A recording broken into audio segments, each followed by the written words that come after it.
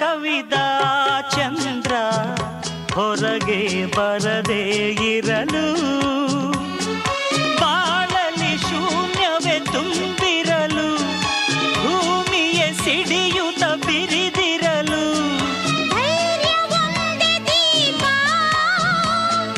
ಶೌರ್ಯ ಅದರ ರೂಪ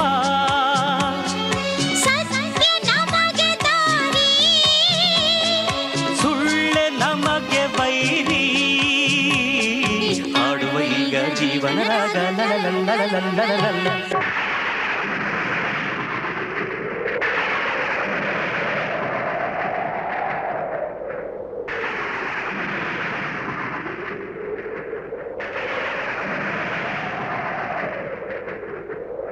ನೀವಿಬ್ರು ಚೆನ್ನಾಗಿ ಹಾಡ್ತೀರಾ.